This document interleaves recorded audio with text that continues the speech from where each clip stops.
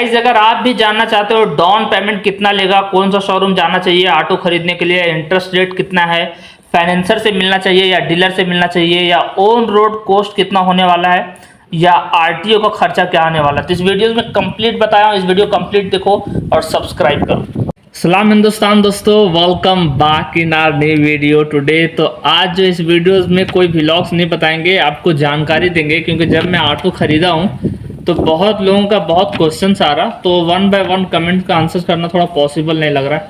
तो मैं सोचा क्यों ना ये वीडियोस इंफॉर्मेशनल वीडियोस बना दूं।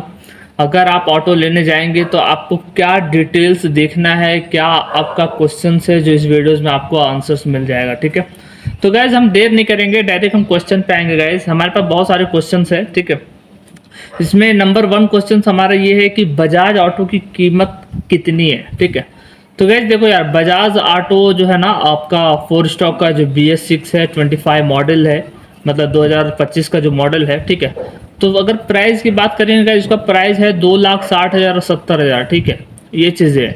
लेकिन अगर आपका क्वेश्चन ये है कि जो सिटी में जो है हैदराबाद जैसे सिटी में, अगर हम सिटी पासिंग का अगर ऑटो लेते हैं, इसका प्राइस क्या है, तो गैस इसमें टोटल है, इंश्योरेंस है, रोड टैक्स है, आरटीओ है, ये वो टोटल फिनिशिंग अगर करेंगे तो कैश में आ रहा है 4,50,000 रुपये। ठीक है, ऑटो का प्राइस आ रहा है। ठीक है, और अगर कहीं यार ये वाला अगर ऑटो जो 4,50,000 आ रहा है, अब अगर हम इसमें फाइनेंस कराते हैं, ठीक है तो फाइनेंस कराएंगे अगर लगभग 3 साल का, तो आपको ये ऑटो पड़ेगा 5,60,000, 5,55,000, 5,70,000। अब ये टोटल डिपेंड करेगा इस चीज़ पे कि आप EMI कितने का करा रहे हो, अब कौन सा आपका जो है फाइनेंसर है जो कितने परसेंट पे इंटरेस्ट लगा रहा है, ब्याज दे रहा है, उस चीज़ पे डिपेंड करेगा आपकी लोन जो है क्लोज कितने में होगा ऑटो। ठीक है, इस चीज़ के लिए एक बहुत ही बेहतरीन वीडियोस मैं बना के रखा हूँ, जो लिंक डिस्क्रिप्शन में है, क्योंकि अगर वो आप देखोगे आपको आइडिया लग जाएगा कि अगर 11,000 EMI कराएंगे तो कितना अमाउंट लगेगा, 12,000 कराएंगे तो कितना इंटरेस्ट लगेगा, 13,000 कराएंगे कितना लगेगा। ठीक है, तो वो चीज़ पे डिपेंड है। बाकी मैं और क्लियर कर देता हूँ आगे में। देखो यार, ये वाला जो ऑटो है जो 25 मॉडल का ऑन रोड से जो पड़ेगा वो 4,50,000 रुपये में क्लियर हो जाता है। ठीक है, बाकी अगर आप EMI कराएंगे तो वो आगे देख लो, समझ में आ जाते। ये जो अभी जो ऑटो जो निकला है, इसका जो परफॉर्मेंस है वो बहुत बेटर है पुराने वाले ऑटो से, क्योंकि जब भी आप की लेंगे स्टार्ट करेंगे ना, वो आने वाली वीडियोस में दिख जाएगा। बहुत कम जो स्टार्टिंग का जो है, मतलब मोटर्स का आवाज़ बहुत कम कर रहा है। ये वाला एक गाड़ी आती है एकदम डिग डिग डिग डिग पूरा हेवी स्पीड आवाज़ करते थे, लेकिन ये वाला इतना आवाज़ नहीं करता है। मस्त है, 236 सीसी का ये इंजन है जो भारी वजन टान सकता है, उठा सकता है। ठीक है, जैसा ऑलरेडी जो बैठने वाला है 3 सीटर पीछे है और एक आगे बिठा ले सकते हैं, आप रह सकते हैं, 5 लोगों के लिए बेटर है। लेकिन कुछ लोग हैं जो बहुत ज़्यादा लोगों को ले जाने की कोशिश करता है, तो वो भी हो जाएगा क्योंकि ऑटो टान लेता है। ठीक है, लेकिन रूल कहता है कि 3 पर्सन को बिठाइए आप। ठीक है, तो वो चीज़ें गैस, अगर ये ऑटो अगर आप लेते हैं तो मेंटेनेंस कॉस्ट सेम आता है जो पुराने ऑटो का आता है। सर्विस कराइए आप, कितना एक लिमिट्स देता है कि इतने हज़ार चलने पे इतना करा लो, इतने हज़ार चलने पे इतना करा लो, तो ऑटो का कॉस्ट आप बचा पाओगे। तो 1,000 रुपये 1,200-1,300 लगेगा, आपका कॉस्ट बचेगा। और अगर आपको लगता है कि यार हम ये सर्विस नहीं कराएंगे, बाद में कराएंगे, तो ऐसे में क्या प्रॉब्लम जानता है, लाइनर का भी प्रॉब्लम आएगा आपको। सर्विसिंग कराओगे तो आपका जो प्लग का काम रहता है वो भी काम निकल जाएगा। ठीक है, उसके बाद में ऑटो टानने नहीं लगेगा, मतलब स्पीड जो उठाता है वो नहीं करेगा। इसलिए रूल को फॉलो करिएगा, जब जब सर्विसिंग कराने का है तब कराइए।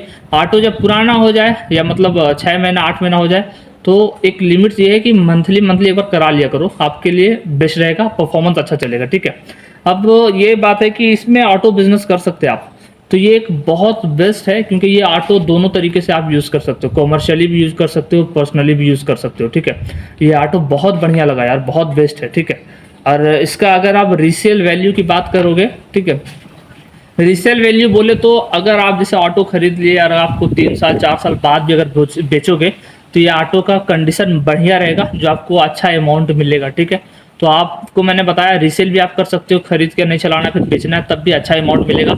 इसलिए बेटर ये है कि आप खरीद ही लो ऑटो, रेंट पे चलाने से कोई इतना मतलब नहीं है।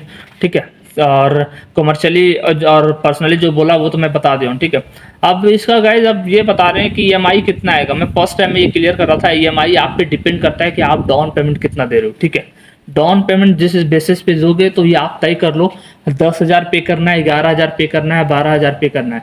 पुरानी वीडियोस का लिंक है, वहाँ देखो, आप अपने से तय करना है ईएमआई कितना देंगे, और आप अपने से तय कर लोगे कि इंटरेस्ट रेट क्या लग रहा है, ब्याज क्या लग रहा है। मैं एक बार बार बार आपसे कहता हूँ कि जो भी फाइनेंसर के पास में अगर आप जाओगे, उनसे आप ये जरूर बोलना कि इंटरेस्ट रेट क्या लगा रहे हो, कोई हिडन तो नहीं है, आप जानना यहाँ बोलना, ठीक है, ये चीज़ें। अब हम यहाँ पहले बात कर लेते हैं कि डाउन पेमेंट कितना है यार इसमें। तो गाइस देखो, डाउन पेमेंट आप कम से कम अगर आप देना चाहते हो तो आप दे सकते हो 90,000 रुपये, ठीक है। और अगर आपके कोई रिलेशन वाला रहा या आपसे फाइनेंसर से अच्छा बनता हो आप दोनों का, तो कितना भी कम करेगा तो फिर 86,000 85,000 रुपये लेता हो, ठीक है। और एक और चीज़ आप जरूर बोलना उनसे, हैंड लोन। हैंड लोन एक बहुत हिडन चीज़ है जो सबको नहीं मालूम है, तो आप कोशिश करना उनसे बोलना जो है आपका फाइनेंसर कि हैंड लोन दिलवाइए, हैंड लोन चाहिए हमको। तो इसमें क्या है ना कि जो ऑटो का प्राइस 1,30,000 रुपये गिरने का होगा ना, आपको 85,000 80,000 में वो ऑटो दे देगा, और हैंड लोन कर देगा, 2 महीने 3 महीने का टाइम देगा, 20,000 30,000 हैंड लोन देगा, इसका कोई इंटरेस्ट नहीं लेता है वो, ठीक है। तो वो वाला आपको देगा और हैंड लोन कर देगा, तो 1,20,25,000 में ऑटो आपका बाहर निकल जाएगा, ठीक है।